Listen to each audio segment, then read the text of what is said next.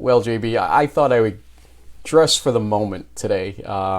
Hey, what's going on here? Is this? Do you have to? I hope you don't have to go to a funeral or something. Do you? Did any bad news happen? Maybe on your end of the woods on this one. It did. So I'm dressed up because this is a huge moment in our show's history, and I'm a little disappointed you didn't get dressed up for it too. Today is the day. Well, this week's been the week, but today's the day that we verify for the viewership at large that you are as controversial as I am as an In the Huddle co-host. Do you happen to remember this tweet from Saturday afternoon from In the D3FB Huddle, which you run, and the RPI PIT fails. Unit College is going to win 17-16 D3FB. Unbelievable. Yeah, this was an old time, cold takes exposed, and the RPI faithful, who I'll be honest, man. I thought that there was literally 0 to no chance that an onside kick and then a field goal would happen with 30 seconds left.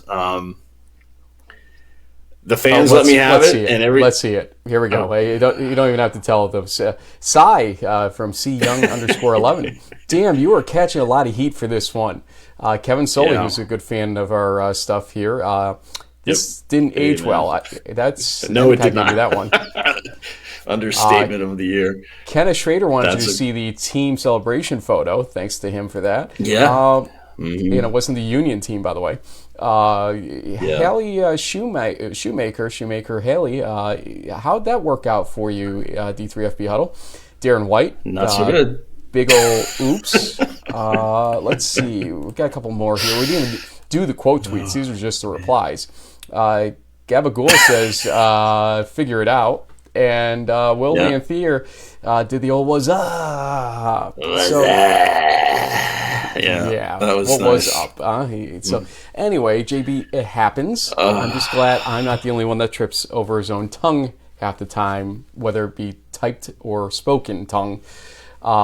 Any final thoughts on this before we hang you out to dry? Hey, all I will say is that every single one of those, the retweet that you saw underneath them, that was from me, because I realized that I screwed up so bad. I just had to accept responsibility for the screw up and just was like, pile it on, guys. I deserve it.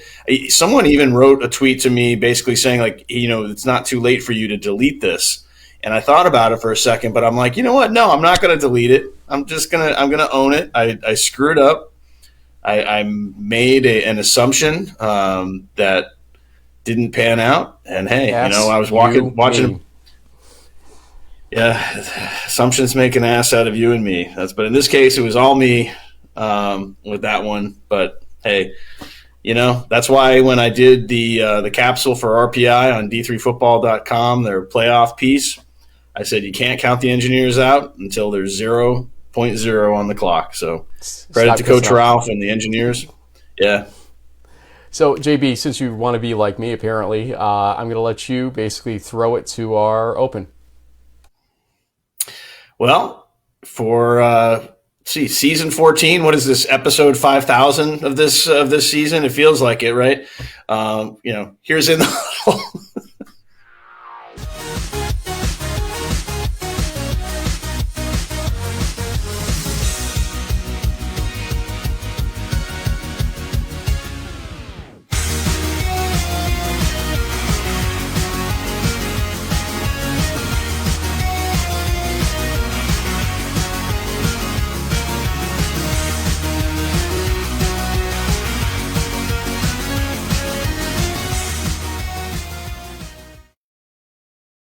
That's right, season 14, episode 28 of this season. Yes, 28 episodes. And we even did some merger episodes, 28? Let's not forget. Yeah, the crunch time. How many did we do in the spring? Like 25? We must be well over 50 now, right? This is like the craziest season I'd have to look back calendar year we've ever had, right?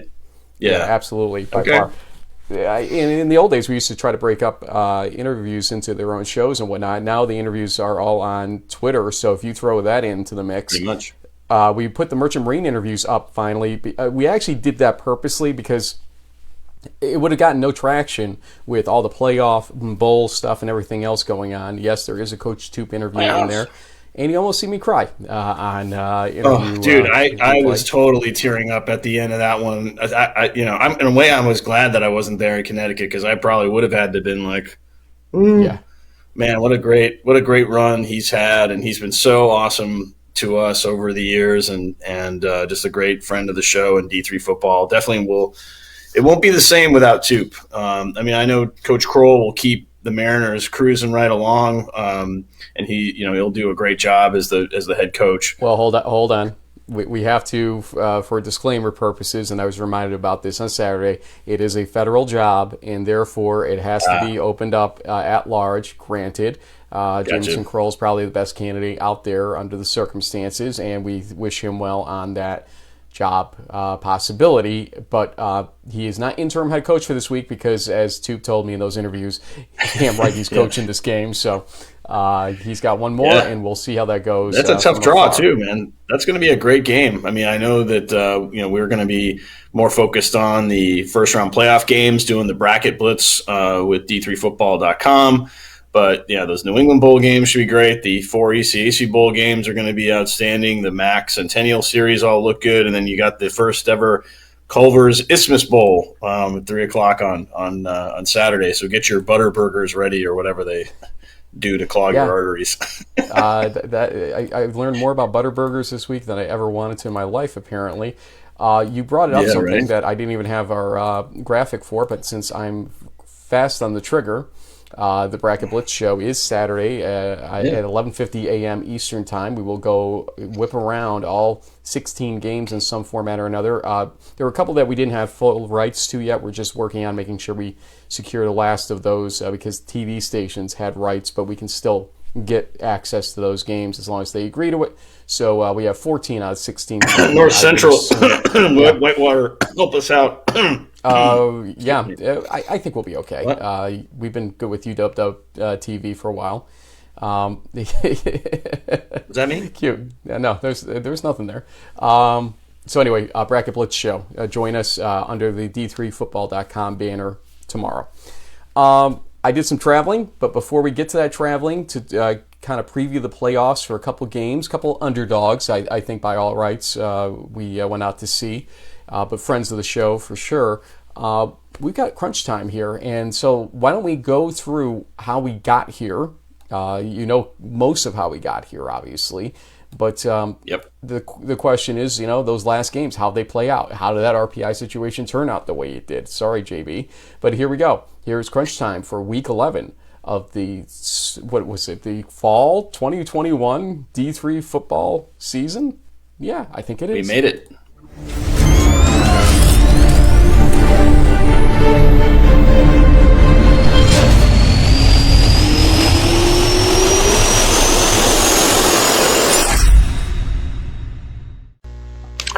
We start crunch time in the ECFC as SUNY Maritime faced Anna Maria, and Anna Maria's Darren Cooper gets his 83-yard blocked field goal return for the Amcats at 4:21 left third quarter to make it 17-7 Amcats. In the fourth quarter, Vincent Marone gets a 74-yard touchdown run to put it away for Anna Maria 24-7. They win the ECFC. Marone with 18 rushes, 164 yards, 3 rushing touchdowns. It was the best season of first ECFC title in AMCAT history.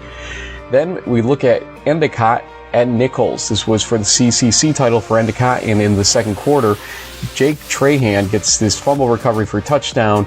It's 10-3 Endicott at that point. 3 minutes later, Tyler Bridge gets a 37-yard touchdown run to give Endicott a 17-3 lead. It was all Endicott, 37-3. Early on, it was a slow start, obviously, for Endicott at 3-3, but they did roll eventually. Trahan, block punt, forced fumble, scoop and score, we call it, I guess. And Ryan Smith with 3 for 3 in field goals, 4 for 4 on PATs. The NESCAC title was officially wrapped up by Williams in the biggest little game in America as Williams beats Amherst 24-19. Here's how it ended as Chad Peterson was intercepted by James Hemmer, the last real offensive play in this game. 24-19 final. Bobby Mameron with the 11 for 16 day, 257 yards, 2 passing touchdowns, interception. Chad Peterson for Amherst, 21 for 47, 260 yards, a passing touchdown, but 3 interceptions. Springfield, 28, Catholic 14. This was for the NEWMAC title for Springfield. We'll start in the first quarter, 3 minutes left. David Wells with a 5-yard touchdown run. Then Catholic's Owen Shields gets a 14-yard touchdown pass from Madden Lowe in the second quarter to make it 14-7 Springfield. After scoring their 3rd touchdown, Springfield's defense helped secure the victory a play later with this big interception. Aiden Lewin at the Catholic 30 returns it to the 9. Eventually they would score.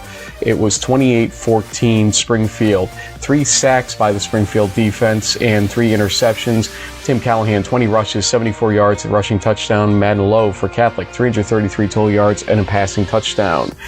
The Secretary's Cup game, you probably know by now, was all Merchant Marine. Alec Kiernan gets a 3-yard touchdown run with 7 minutes left first quarter here. And then Matthew Savard gets his own 9-yard touchdown run with a minute 43 left first quarter. And hey, then with 44 seconds left first quarter, Taliesin Smith, a 45-yard touchdown reception from Ian Blankenship. That was 21-0. Final score 49-14 in Tupes' final Secretary's Cup game. They outgained Coast Guard 561 to 279 in total yardage. Ian Blankenship, 280 total yards with 2 passing touchdowns. And yes, Tupe, we will miss you, and we'll have more Region 1 results after crunch time.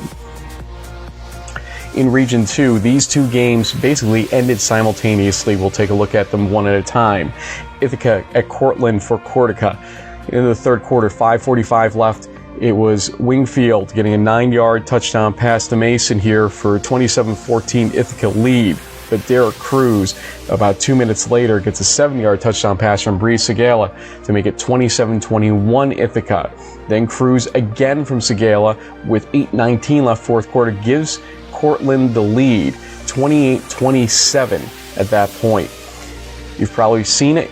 Here was the final field goal attempt by Ithaca to probably win this game. Bahamunde's attempt, though, from 35 yards is blocked. Stone Murray recovers it, and the block officially credited to Travis Alvarez, and that gave Cortland the 28-27 Cortica win. And Derek Cruz had 9 receptions, 96 yards, 2 touchdowns for Cortland. The 2 touchdowns you saw there. A.J. Wingfield for Ithaca, 19 for 30, 167 yards passing and a rushing touchdown. Cortland, again, with 1:51 left with that field goal block. Then was the Dutchman Shoes game, RPI at Union, and 4 seconds into the fourth quarter, Donovan Piquet gets a 3-yard touchdown run to make it 17-7 Union. RPI would add a field goal to make it 17-10 Union with 9:30 left.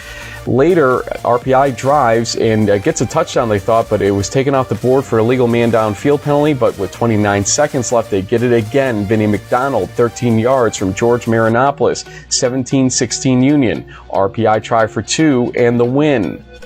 Marinopoulos takes the snap. He throws it incomplete. It's no good. The flag comes in late.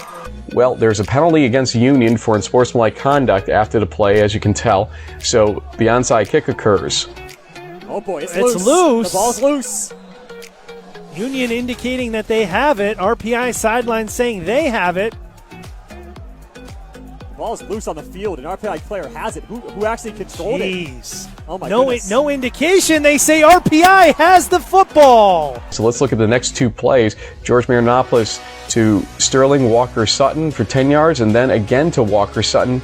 He gets him for 8 yards to the Union 20-yard line.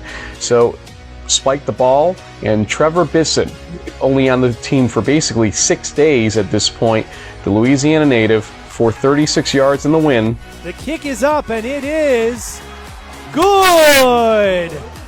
RPI hits the kick from Bisson, and the Engineers celebrate 19-17 as RPI has won the Dutchman Shoes. Unbelievable turn of events. RPI wins the Dutchman Shoes 19-17. They score the final 9 points in 29 seconds. Marinopolis 20 for 29, 215 yards, 2 passing touchdowns. Union's offense was held to 178 yards in that rainstorm. In the pack, no video here. Carnegie Mellon wins the pack against Case Western 24-6. Trey Vasilidis with 38 rushes, 191 yards, 1 rushing touchdown. Drew Saxton for Case Western Reserve was 20 for 39, 221 yards, but he threw 5 picks in the game. Again, more Region 2 results after crunch time. In Region 3, we have an ODAC cardiac finish for Washington and Lee again. Who knew? And we're going to go to the basically last play of the game, as it was Washington and Lee trying to even up this game late. Little more than 6 for Washington and Lee. Play action fake as Murrin goes to the end zone. Intercepted by Tramel Anthony. The Hornets are going to win as Tramel Anthony makes an interception on the right side of the end zone. And the Hornets come up with a big defensive play. Video went out a little bit there, but you can tell the interception by Shenandoah secures the 14-6 victory. Washington and Lee outgained Shenandoah 356 yards to 255. Quarterback Stephen Hugney for Shenandoah was 23 for 33, 198 yards and a passing touchdown. Ben Bergen, the linebacker for Shenandoah, 20 tackles. You can see the Region 3 scores there, but we'll talk more about them after crunch time. Finally, in Regions 4 through 6, let's go through some more highlights here as St. John's wins against Bethel. Bethel had led 28-15 heading into the fourth quarter. Eventually, St. John's would have a chance to win down 28-22. Alex Larson would just get this 3-yard touchdown pass from Chris Backus to make it 29-28 St. John's after the extra point, and that would do it. They rallied from down 13, 1 second left with that winning touchdown. Backus 254 total yards, 1 passing, 1 rushing touchdown for St. John's. Chicago at Lake Forest. Lake Forest needed to win a quarter in this game, and they did. A lot more than just that. Damon Bonds of the 3-yard touchdown run is what secured the first quarter win that gave Lake Forest the title, but they won outright to go 10-0, 28-6. Trey Stewart, 196 total yards, 1 rushing, 1 passing touchdown. A.J. Jackson, 9 catches, 90 yards, and a receiving touchdown. In Region 4, John Carroll beats Baldwin Wallace 29-28 as John Carroll rallies from down 18 points. Scores with 45 seconds left. Jake Flory at 25 for 40, 281 yards, 3 passing touchdowns. Keegan Armitage, 2 passing and 2 rushing touchdowns. And UW River Falls 28, Oshkosh 21 as River Falls outgained Oshkosh 556 to 333 in total yardage. Cole Henriksen, 376 total yards, 3 passing touchdowns. And Tory Jandrin, 17 tackles and a forced fumble, and that is crunch time for week 11 of the season. And eventually got my voice back here. It was a long week of talking, and unfortunately it starts to hit you after a while, so sorry we didn't sound as upbeat as normal in crunch time. But JB, let's go through the regions here and look at the scores with your point of view now. We'll start again in Region 1, and you'll see the ECFC, CCC, NESCAC, NUMAC, and the NUMAC decided, and then the other game that kind of played some level of role possibly there, but the Secretary's Cup game. What other things did you see in Region 1? Well, I think, it was interesting, other than the box scores, if you look, Del Val shuts out Widener in the Keystone Cup. That defense has just been so impressive this year. And I guess, I noticed in the D3Football.com playoff previews that not a lot of you guys are picking them to go all the way to the Final Four, maybe because of some offensive concerns. 27 points isn't a ton, but at the same time, the Aggies have been dominant all year. We saw also in the MAC that Stevenson knocked off FDU Florham in that season finale, and we thought that might have basically knocked the Devils out of the postseason. And yet the ECAC came calling for him, even though Stevenson locked up the third seed in the MAC Centennial Bowl series. So both of those teams go into the postseason. So elsewhere in Region 1, we saw Castleton nip Gallaudet. Mass Dartmouth beats Plymouth State, and Western New England beats Husson to basically get them into the New England Bowls. But, obviously here we got a lot of championship banners going on with with the Gulls of Endicott winning the CCC, the Pride winning the NUMAC, AMCATs winning the ECFC, Williams undefeated 9-0 for the first time ever. Congrats to Coach Ray and the Eefs. And so this weekend, along with the playoffs, we've got the two New England Bowl games, which should be really great. Absolutely, and so Region 1 was not necessarily the strongest region. We've outlined that, but it seemed to have the most drama. Them and Region 2 ultimately in this country in terms of conferences that went down to the wire or had some implications still in Week 11. Region 2, we'll look at the box scores briefly again here, and literally simultaneously Ithaca and Union knocked themselves out of the playoffs, basically.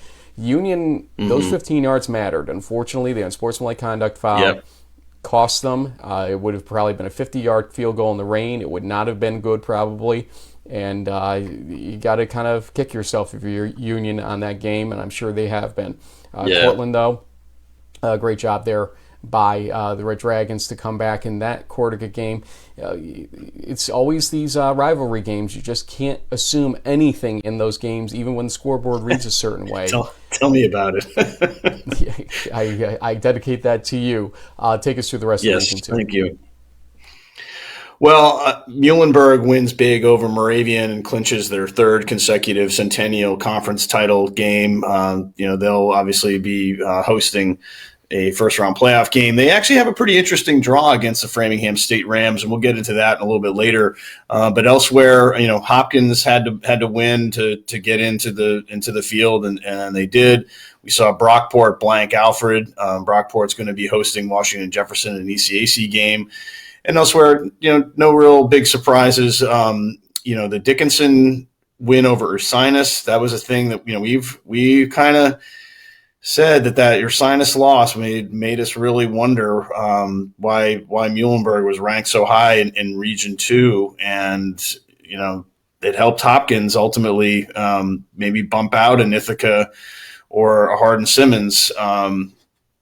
It kind of is what it is. That rack, we know a lot of those guys. We respect them, but they made some interesting choices compared to their peer groups as far as how they rated the teams in this region, and it had an impact on ultimately who got in and who didn't.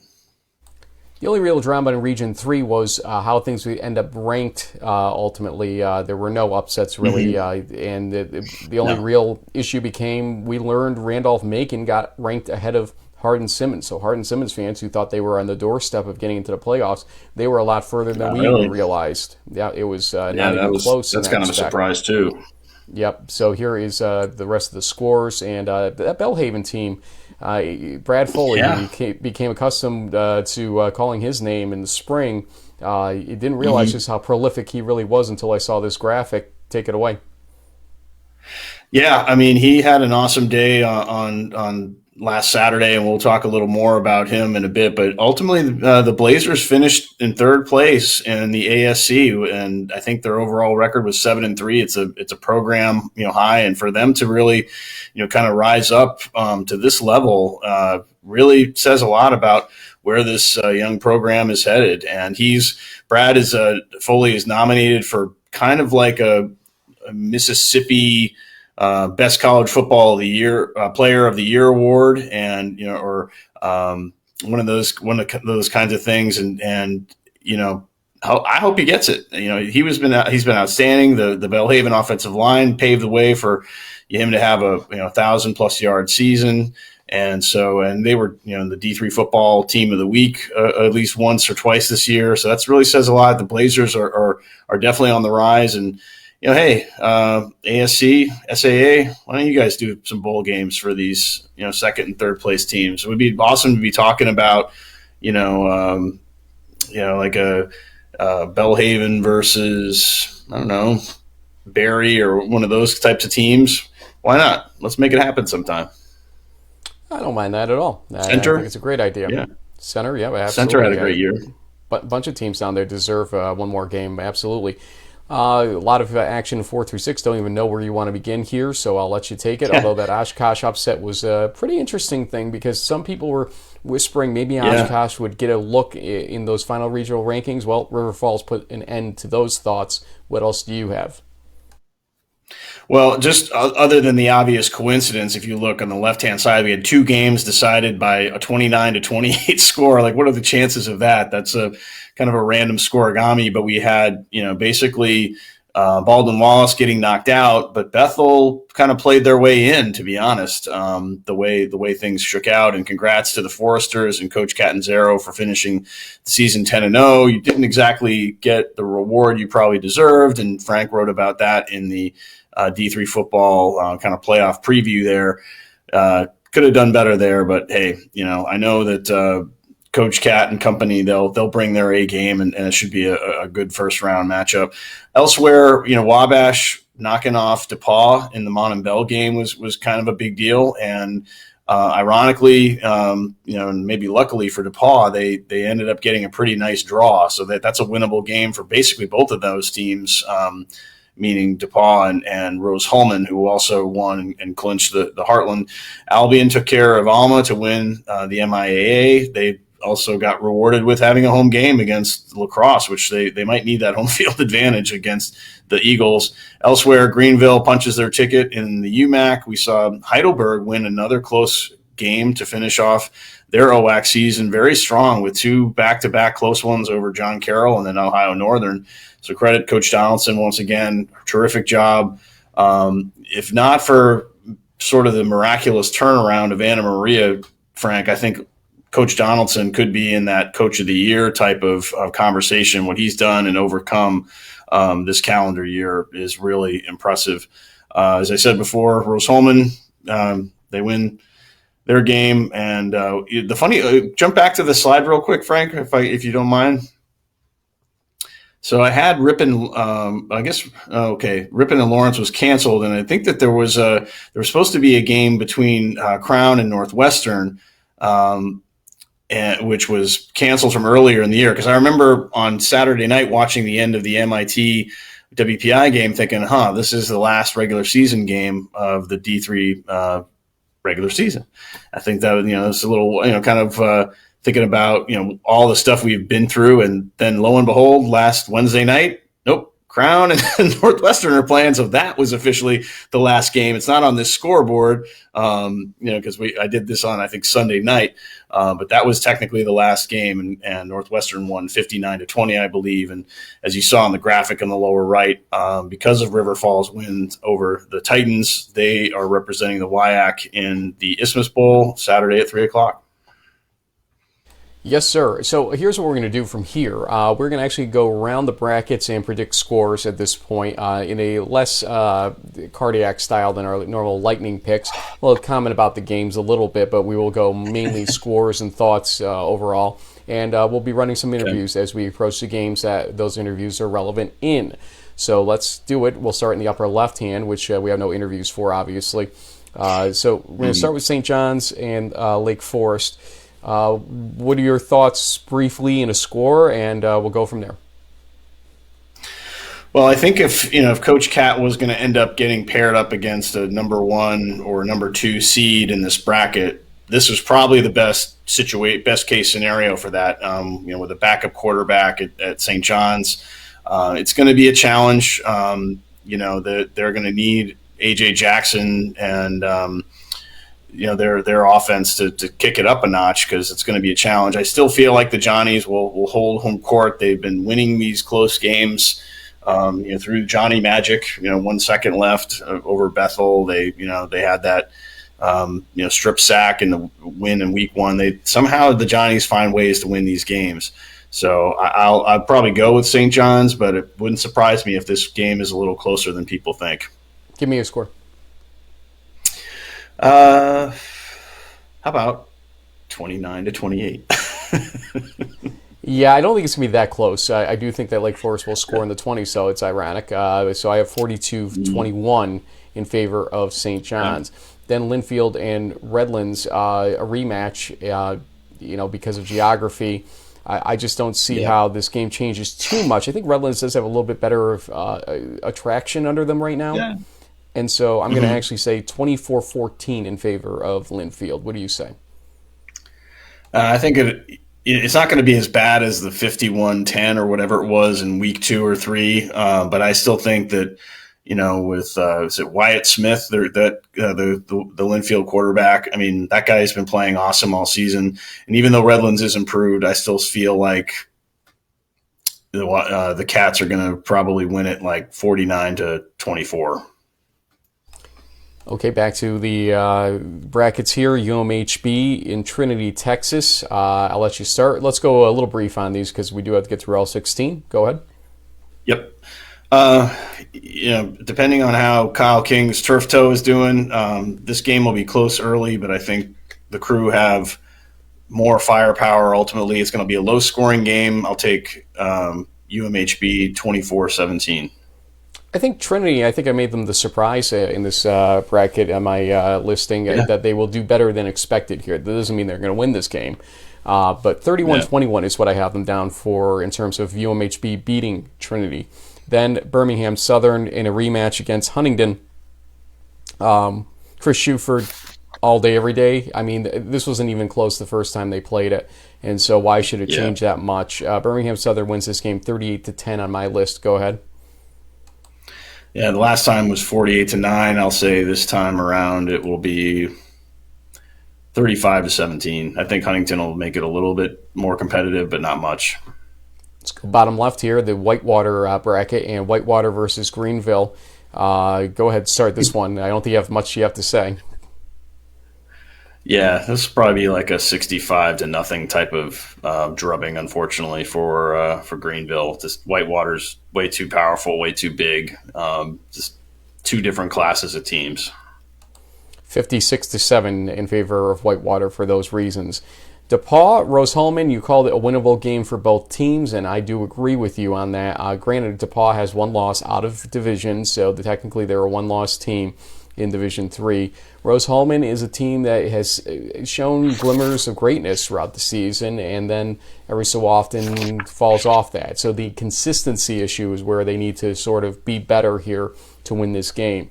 I think DePaul does win it, though, 28-20. Yeah, I'm going to go with the Tigers, too. I mean, ever since the spring season, Coach Cat saying how senior-laden this squad is. They're at home. This time of year, it's going to be cold up there in the Midwest, so I'll take the home team. 28-21 sounds about right. It'll be close, but it'll be the Tigers win, I think. The only two-loss Pool C team, Bethel, is going to be traveling to Central, and I'll let you start this one. Yeah, I mean, Blaine Haskins and company have looked amazing. Bethel has, fought the Johnnies tooth and nail, but I think I called Central a possible dark horse to make it deep into the tournament. I'll go with the home team here. In this case, 35-21. I think we know Bethel can score. I think we know Bethel can show some goodness in games. I just think Central's slightly better here, and I think they'll pull away late. Central winning this game 34-21. Wheaton against Aurora. If North Central could kind of beat down Aurora early in the season in week 2 or week 3, whatever that was, then why wouldn't we assume the same for Wheaton, who played North Central very close? So the score will be somewhat more reasonable, but it will still be on the side of the CCIW team. Wheaton wins 42-24. Yeah, I was going to say 45-21 Thunder. I just think they're just too strong. And trying to find the right bracket here. I think we found it finally in the Mount Union bracket. There we go. And right, that's going right. to be Mount Union versus Washington and Lee. You start. Yeah, I mean, Purple Raiders probably by a decent amount. They haven't been destroying teams like they used to in the past, so I think 37-7 sounds right to me. Yeah, I just think as we'll get to the right bracket again. I agree with you. But I think Mount Union's still a team that's going to win this one big by 48-7. They will get into the 40s in this game. Washington Lee struggles against a team like Shenandoah. How are they going to be or put up a fight against a team like Mount Union? That's my question ultimately here. Saul's, and nothing against Shenandoah, but it's just a different class. I don't think anybody would disagree with that right now. Salisbury, Johns Hopkins, tough game to pick. On paper, you'd want to say Salisbury all day. Who's quarterbacking, Jack Lanham or Billy Gant, is one question. And the second question is, how will they handle the high-powered, fast-paced offense of Johns Hopkins? And I think they will be able to. I just don't think this is going to be a huge rout. I think Salisbury wins the game 31-13. Yeah, this is the one game which, I as much as I've criticized the RAC for putting Hopkins into the field, for some weird reason, just based on what I've seen from Salisbury this year and the way the NJAC has really not been competitive, I just have a weird feeling that Hopkins is going to win this game. It's going to probably be a close call, but I'll take the Blue Jays maybe a little higher scoring, 38-31. So then you saw Del Val hosting Anna Maria. Before we talk about that game ourselves, I did visit Paxton, Massachusetts on Wednesday night. And interesting, I've never been near Anna Maria, kind of off Worcester, to the west of Worcester. You get off exit 9 basically towards Sturbridge there, and kind of meander your way up through. Not easy to get to, but nice campus. Over the river and through the woods, Frank? Yep. And when you drive into campus, the first thing you see is the football field. And I was like, okay, well, at least I don't have to put this into the GPS. That's pretty easy, that part of it. But we got some great interviews there. First is going to be senior quarterback Alex Cohen and Coach Mulroney talking about the season so far and the offense. And Jude Sampson, who is a senior graduate student defensive lineman, and Soyvan Small, a graduate student senior linebacker, talk about the defense and how they try to compete against Del Val. So here's some interviews from Anna Maria. Where the hell did this team come from this year, especially offensively? Because this is probably one of the biggest surprises in not just Region 1, but the entire country right now. Tell us what changed culture-wise for this offense to become a playoff team. Yeah, I can totally understand how it would come as a surprise to everyone looking out, looking in. But, we knew that we had guys, and we knew we had the coaches and all of our preparation that we put in, and it just clicked, and we started to roll. And then we just kept stacking good days on good days and turned into a really good offense. Coach, we've talked before with you. You've had an optimism. It hasn't always turned out to the wins. And at what point this season did you kind of say to yourself, yeah, it's finally happening here? What was that kind of crossroad moment? Yeah, I mean, there wasn't really a moment. I feel like we've been winning, here for a long time. Recruitment, retention, development. It just started to express on the scoreboard a little bit this year, which was awesome. But wins are awesome to get, and they're like rabbits, right? You start winning, all of a sudden you have a dozen of them pretty soon. So we're really excited about how far this program has come. It's pure joy in our hearts to just get these guys and other guys who believed and stayed with it and trust the process. Well, let's talk trust the process. Sure. The administration had to trust you. The wins weren't materializing, and you basically had to say to them, be patient, trust the process. Behind the scenes, who do you have to thank for that? And are you happy with what has happened here in terms of the feedback this year, especially? Yeah, no doubt. My administration is the best. Athletic director, our president's she's at every football game. She's the man I took this job, and I came here. This was a tough road when I got here. There were 17 players in the program when I first got here. It wasn't a rebuild like a normal rebuild. It was a start over. Start fresh. We knew it was going to take some time, and I told them to stay patient. Time and patience is something that football coaches aren't good at, right? But they trusted me, and I'm indebted to them forever, and I'm really indebted to these seniors for staying around and really trusting and believing, having faith. Alex, seniors have to learn still, and you had to learn in the Castleton game. I think you threw the ball 64 times, if I remember correctly. How's your arm feeling after that? I guess is one question. But what did you learn? What did the offense learn, especially from that game, that loss, that got you guys over the hump eventually for the ECFC title? Oh, yeah, we learned a bunch of things from that game. One being that we learned how to play a full game, 60 minutes, and we look back early in the season when we had to work on that, and no matter the outcome of that game, our guys fought to the very end. So you can only be proud of the guys, and mistakes were made that day, but they were cleaned up as soon as we got back to work the next day. We have a big game here, Del Val. We got to talk about that team. They are great offensively. They are great defensively. You're going to have to face that defense. No team is insurmountable, obviously, but what do they present? What kind of challenges do they present to you defensively from what you've seen on film? Just you could tell they're a well-coached team.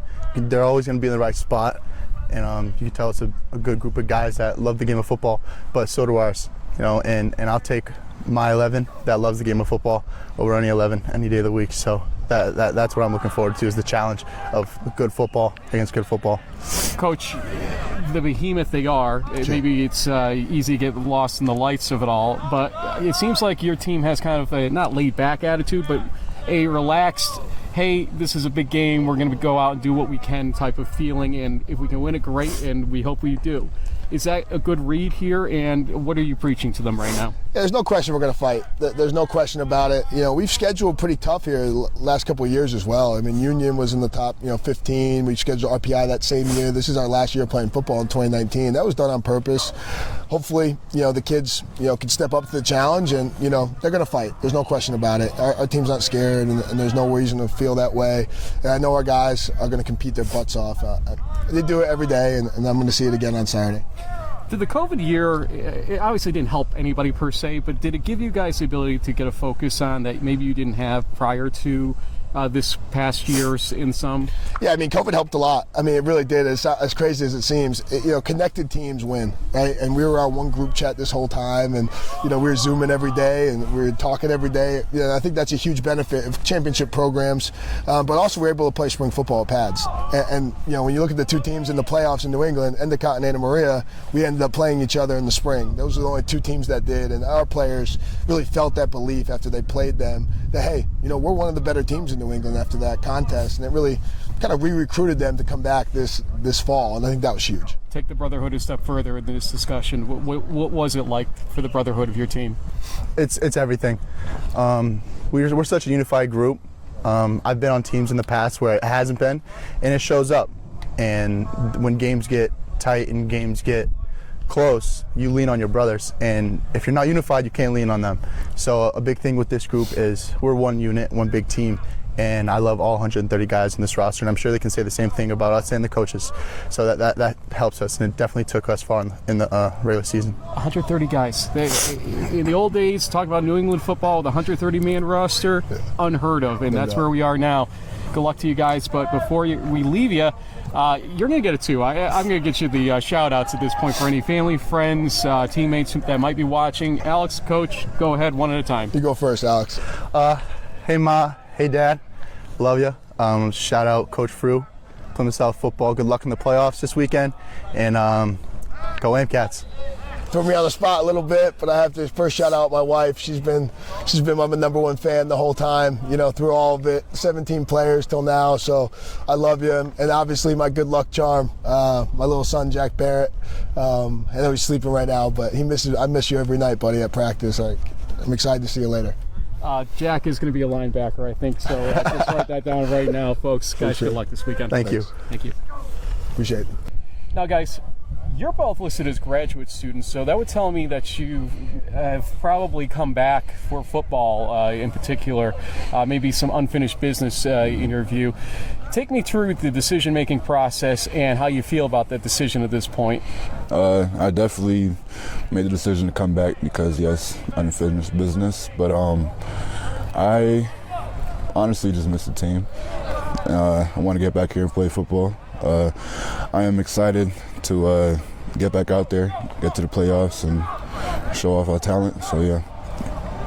Same question. Much like you, I came back for football, but also to finish my MBA. I feel like coming back was actually a blessing for me. Take advantage of the opportunity. But like you said, we have unfinished business to do. So. Between the two of you, I think there's about 100 tackles on the chart overall. Defensively, people didn't necessarily respect this team as much as others in the conference or in the region. We asked Alex about the culture change offensively. What was the culture change defensively that led to what we saw this season, which was obviously a lot better product compared to past years? I think it was just the experience we had on defense. A lot of older guys, and then it was taking young guys on their wing. same mentality we have for the past 4 years. We just passed it on and then just kept on developing, getting better and better each practice. So I think that was a major culture change. Yeah, definitely just go off what he said. Just years and years of losing. We always had the same mentality that we're going to be winners one day, so we just stayed with it. At what point, though, did you say to yourself, this feels different? This feels like something that we hadn't experienced 2-3 years ago. Obviously, the COVID year gets in the way of all this, but something had to click inside your head to say, this is different this year. What was it for you? I would say we got some new pieces to the team that definitely help out a lot. And COVID, like you said, kind of like put us in like a hyperbolic time chamber, you know. It kind of like locked us in and we really started grinding it out. So yeah. Was it a focus scenario like that? Yeah, it really was. So just having that year off and then being able to bond with new guys and working on techniques and talents, and we just like bond together. I feel like the bond is what made us really special. Yeah. Well, nobody can take away the results from the season, but you have a Herculean scenario coming up in front of you. The Del Val team, is extraordinarily good. Obviously, they were number one in the region for both rankings, probably all three if we had to guess. But look, they're beatable. We've seen this in past years. They haven't won a championship, but obviously a national championship. What's it going to take defensively to beat this team, do you feel? What do they bring to the table offensively? Defensively, I know we just got to take care of our jobs down. Do each assignment takes 11 jobs. It's working together as a unit. So I feel like just working together and run to the ball fast, playing aggressive, playing fast. We do our jobs independently. I think we should have a good game on defense. Offensively, that's not my position, but I know for a fact we have balls on that side of the ball, and they're going to do their jobs the best of their capabilities. What do you see on their offense that kind of makes you wonder, boy, what can we do to beat this team ultimately? What is their strength, do you think, most of all? They definitely have some talented players, but we also got dogs too. So, we're going to come with the intensity we always come with. No fear, and just, hunting the ball. Last question. We talked to Alex about the Castleton game. It was a game that obviously you learn a lot from, probably as a loss. What did you learn from the Castleton game that's going to help you guys this Saturday against Del Val? I learned to never take a team lightly. Never underestimate a team. I wouldn't say we underestimated Castleton. I'd say they kind of just came out with a different, energy. Could have matched it, which is okay. I'm just gonna have a lot of fun this game. Just play for each other and see how it goes. Did I say something wrong, guys? Sorry. No, don't worry about it. But same general question about Castleton. Yeah, the lesson learned was that we had to play four quarters the same way. We came out a little bit slow. I think that's what affected us. So we had to start fast, finish fast, and just play together for all 4 quarters. Yeah. Okay, let's move to happier thoughts. It's shout-out time for any family, friends, teammates that might be watching. I'll let you guys choose who goes first. Go right ahead. Hey, Mom. Yeah, hi, Mom. Hi, Dad. It's good. It's going to be that easy, huh? Yeah. Well, these guys may be short on words, and one of them may be short, or small, actually. Who the heck named you small? Good question. But they are large in heart and attitude this season. We've seen that. So good luck to you guys. Thank you. Thank you. Okay, so it was cold and I was moving a lot. I got that much from that interview. Also, I was during that tape. I did text you. I was like, how cold was it there? You could hear the guys were sniffling. That's New England winter starting to creep around there. I bet you it was chilly out there. 45 degrees, give or take. And I'm Italian enough where I talk with my hands. Yeah, well, I talk about your hands normally, and then when it's colder, you talk even more with your hands. That's just the way it goes. So we'll go back to the bracket to put it in context. Del Val, Anna Maria, despite what we talked about here, what do you think the score will be of this game? It's going to be one of those things where it's probably not going to be dissimilar from what we saw against Wilkes. Probably a 27-35 to nothing type of situation. Unfortunately, I mean, just Del Val is so stacked. They've got full loaded roster of All-American defensive players who are like 24, 25 years old. It'll be a great opportunity for Anna Maria to see that kind of national contender type of thing, and it'll help Coach Mulroney continue to build the program. But it's going to be tough to get a win, especially in Doylestown. To be the best, you got to play the best. Isn't that what we always hear? And so 35-10 will be the score in favor of Del Val, but I don't think it's going to be a runaway 10 points rout. would be incredible. Yeah. Well, and holding Del Val at 35 also. I still do question a little bit of the offense and how consistent they're going to be against top-level teams. I think the MAC was down when it comes to teams underneath them. And honestly, if Anna Marie wants to succeed, let me just say, if Anna Marie wants to succeed, short passing game. You're not going to beat the safeties. You're not going to be able to run it down their throats very well. It's going to have to be the short pass game that keeps possession alive for the team. That's the only thing I can figure out. If Anna Marie were to have a chance in hell of winning this game, that's what's going to have to do it, I think. What do you think? I mean, the number one scoring defense in the nation. They've had multiple shutouts this year. 10 points would be double that what most teams are able to do against Del Val. So that would be, I think an awesome goal, awesome, opportunity for the Anna Maria. Hopefully they'll go out there and give it their best shot. We'll see what happens. Muhlenberg and Framingham State. Look, Framingham State, I think, is going to score some points here, but not enough to win. Yeah. I think they're just a better team than 10, 11 weeks ago, as we've chronicled here. Muhlenberg wins this game 40-17. I think it's going to be closer than that, Frank. I just feel like, with the strength defensively that the Rams have, it might be a little tighter, but I wouldn't be surprised if Hadanowski takes the top off the defense with a few long passes. And anyway, I'll take the elite Mules and Coach Milne to win 35-21. A message to the elite statesman James Baker. It's Netkowski. We got to give him credit, so the H is completely silent. Netkowski, that's right. Netkowski. Yep, there we go. Now we got it down. Nate Milne would be on you. He'd be texting you during the show. We can't have that distraction because you have to be elite during the show, okay? Yeah, just like my tweets are, yeah. Yeah. I wasn't going to go there, but yeah, that. Okay. North Central's bracket here, North Central versus Carnegie Mellon. A hell of a draw for the two-loss Carnegie Mellon team that's had a real hard fight to get to this point in the first place. And do you see a chance here at all for Carnegie Mellon, the Tartans? I mean, their defense will keep them, keep this respectable, I think. But down the line, I think this is going to be like a 28-7 or 35-7 kind of game. At least, the Tartans won't give up 50, which most teams have, or plus to North Central. I just feel like it's just, the defending champs are just too loaded. The defense for CMU keeps it respectable, I guess. Yeah, I think that unfortunately North Central's got too much under the hood for offense, and they're going to be able to score 47 points. 47-10 is the final here. This may be the game that we disagree on. Let's see what happens here. Albion, Wisconsin Lacrosse. I think Albion's got enough offense to actually do this. I think that we've been taking a little bit for granted in terms of the MIAA versus the WIAC, and I get that, but I think that having watched a little bit of Albion play in the spring and in the fall, yes, their competition isn't as strong necessarily as WIAC general competition, but I think this game may surprise people. So this is my upset special. 24-21, Albion wins. What do you think?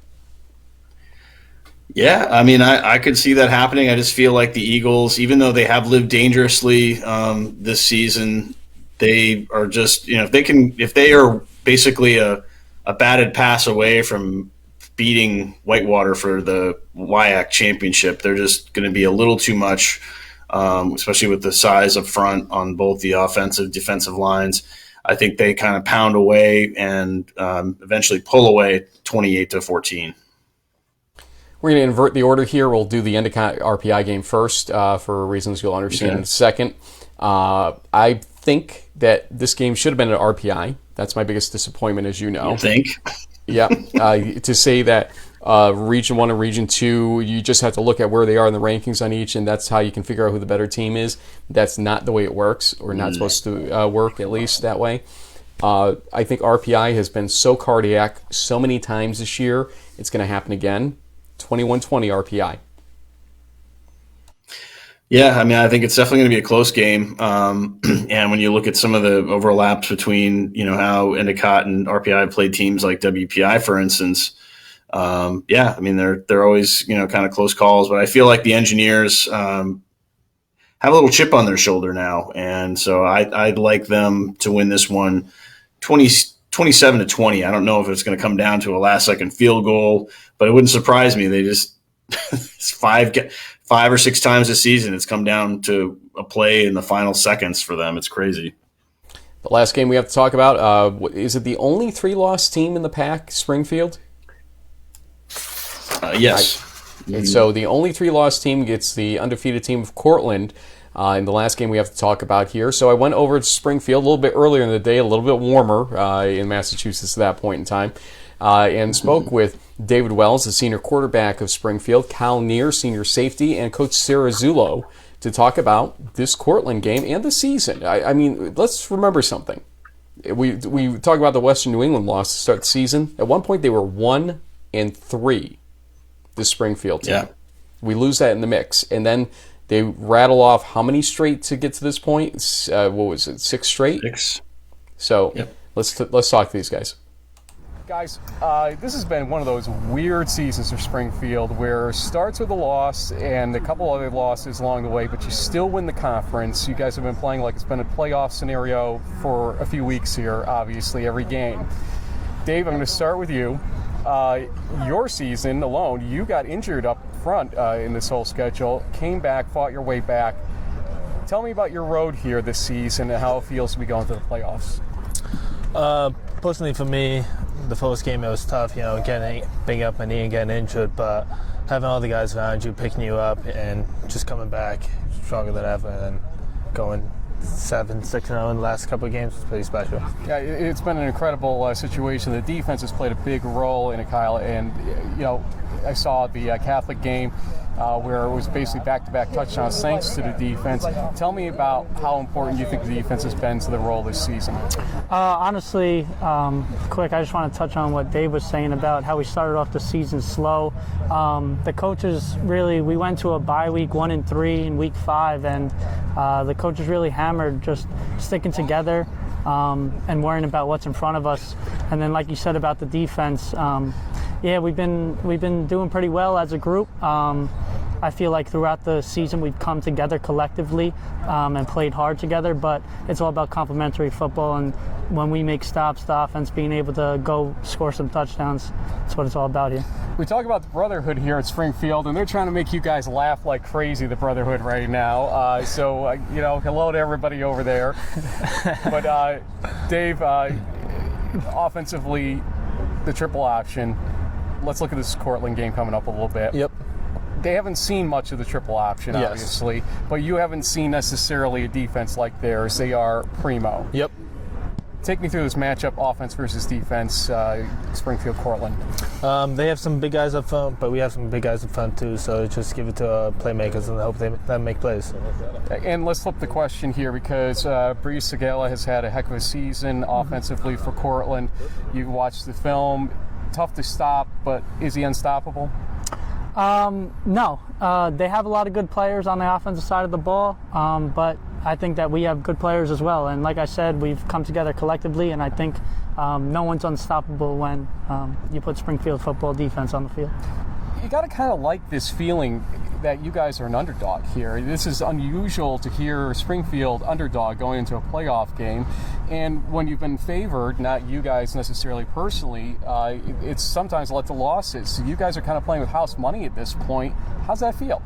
It's great. Honestly, when they saw Springfield 7-3 pop up on that selection show, they were probably giggling to themselves, but record doesn't mean anything about the way we're playing right now. Like David said earlier, we're on a 6-0 stretch right now, and like you said, we're playing with house money. We're playing for ourselves. Everyone could see us as an underdog, but we don't.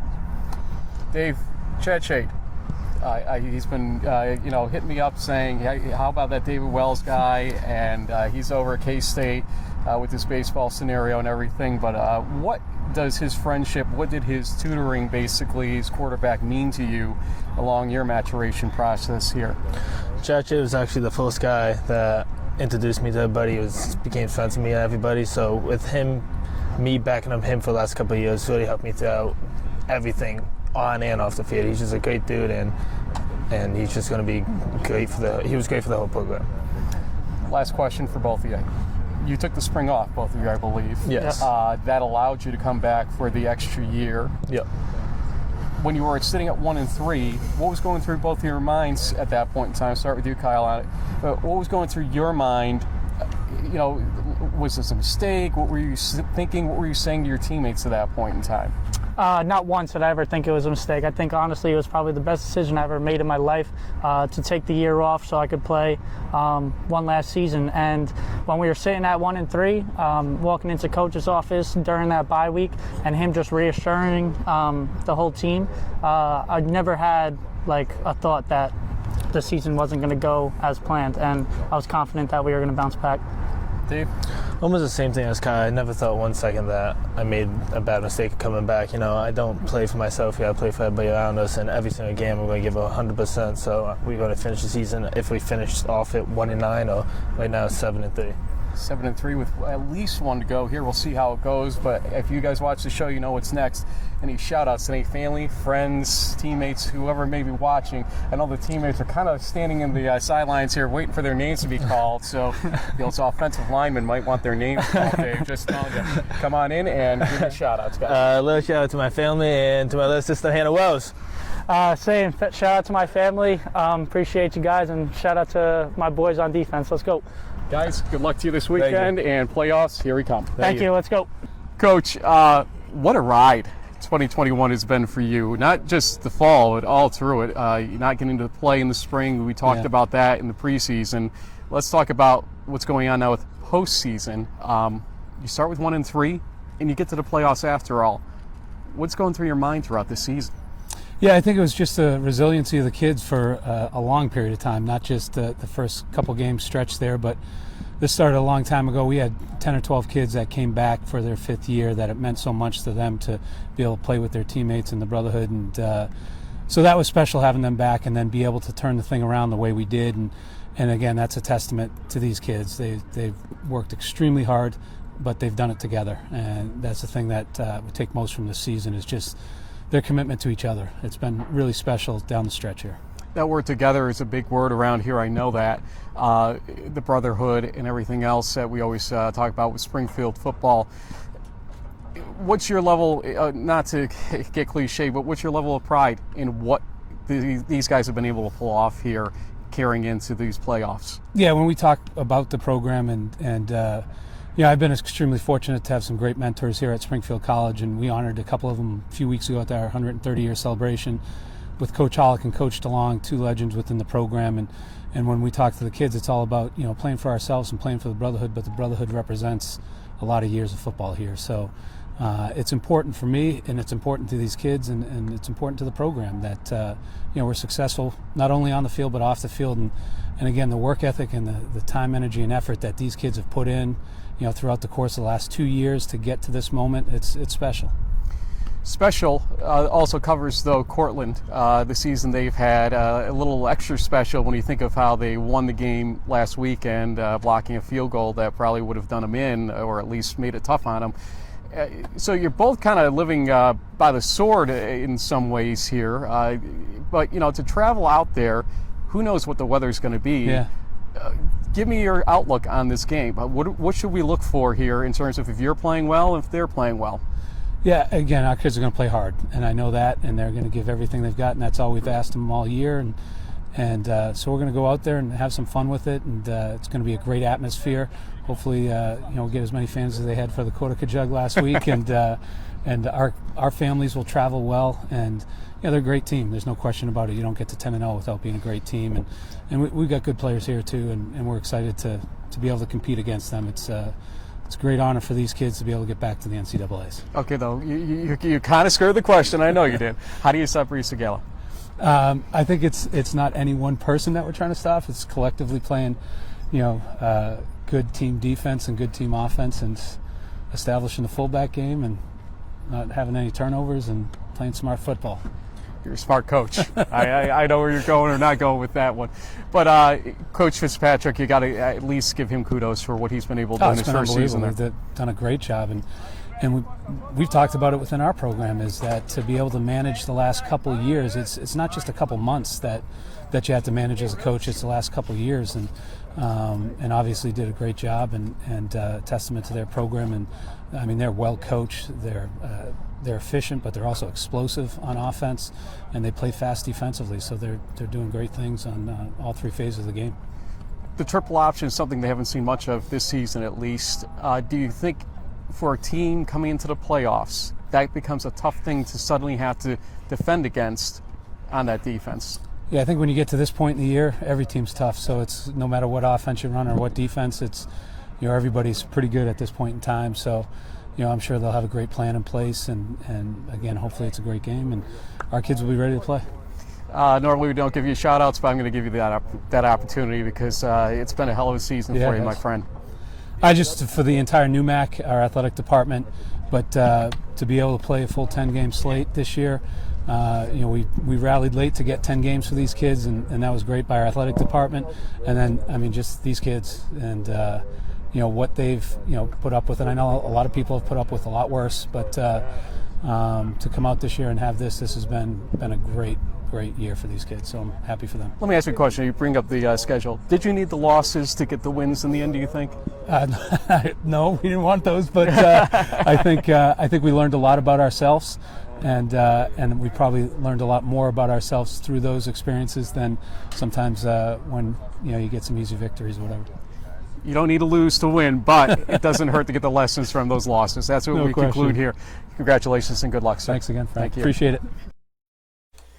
He's learned the Coach So Long speech so well over the years. Don't answer the question that's going to get me buried in the process. It's a team effort, and we're going to try to stop the other team, and we want to win every game, and we're going to show up. And that's Coach Cerezulo's finest right there. A good poker player. Oh, yeah, for sure. And there are a few kind of coaching lines in there, but when after hearing those interviews, Frank, I really want to change my brain to basically say this isn't a 7-3 Springfield team. This is a 6-0 Springfield team going into this game against a 10-0 Cortland, who was seconds away from being a one-loss team. It's one of those things. I really feel like the Pride after that bye week just turned the corner. They had 12 turnovers in their 3 losses in September, and now that they've kind of got a handle on that, and if they can keep the literal handle on the ball in Cortland, they're going to have a chance in this game, just like they did against Union back in what was that, like week 3?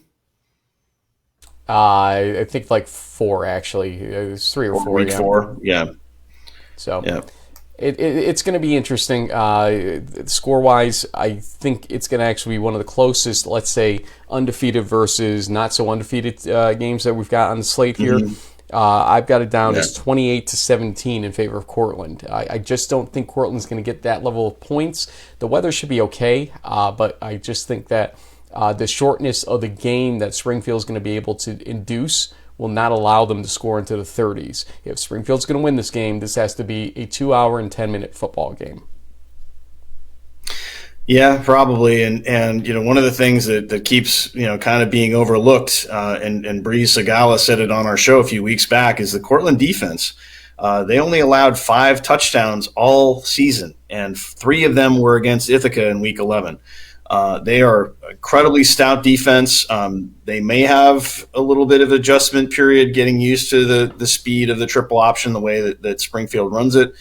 But, guys like Devin Smith and others on that Red Dragons defense, it could be a challenge. For some weird reason, Frank, I want to go with like 30-23, which was the final of the Union game. I don't know if it's going to be that high scoring, but given the fact of those 3 receivers like Cruz, Lapp and Ash for Cortland, there's going to probably be a couple of big plays in this game, and ultimately maybe just a little too much talent for the Pride to overcome. But it's going to be probably one of the better opening round matchups that we're going to get to see on Saturday. JB, last but not least, and I was remiss not to include with this earlier, we have so many slides on the screen today. It's unreal on this live show. Slides. But I wanted to give all those slides. Yes, who knew? JB's MVPs for Week 11. I mean, people are probably tweeting at us, who were the MVPs? Come on, we could tune in just for this moment to find out JB's MVPs. Yeah, right. And there are 6 photos on the screen. Go ahead, take them. Yeah, so, for the last week of the regular season, I had to go big. And we spoke earlier about Brad Foley's awesome season with Belhaven. He had 26 rushes for 193 yards and 3 touchdowns, plus 2 receptions for 56 yards and a receiving score. He went 2 for 2 passing, by the way, in that game. I mean, what can this kid not do? Outstanding offensive output for him. And also joining him, Charlie Stanton from Curry. Listen to these stats, Frank. 42 of 71, 550 pass yards, 5 passing and 1 rushing touchdown. I mean, holy smokes. The future is bright with Charlie behind center there at Curry. Special teams, you saw in the earlier crunch time highlights, Jake Trahan, one of the wide receivers, he had a punt block, a forced fumble, scoop and score touchdown, which kind of got the ball rolling there for the Gulls. And Ryan Smith, man, this kid is something else. He, from the Nick DiCiriano school, 13 points, 3 for 3 field goals, 4 for 4 on PATs for 13 total points. Awesome job for him. And they might need Smith to carry them a little bit. I think this game with RPIs could be close. So getting points when they can are going to be critical. On defense, Cal Sullivan from Hobart with an 86-yard pick six and Hobart's 31-0 win for the 5th-year senior. What an outstanding, capstone moment. They're going to have a tough game against Westminster in Pennsylvania on Saturday, but with guys, roaming the secondary like Cal, it gives Hobart a good chance. Ben Bergen, this is the 2nd, maybe 3rd time he's appeared in this spot. He leads Division III with 136 tackles, and I think he also led Division III in tackles back in the spring. This guy might have had like 200 something tackles in this calendar year. All-American, level effort. He might actually arguably be one of the best defensive players in the country. Awesome job for him, and they needed every one of those stops in their win. And then finally, here we are right before the playoffs. We're down to 1, 2, 3, 4, 5, 6, 7, 8, 11 undefeated teams. You can call it a dozen if you throw Williams in there.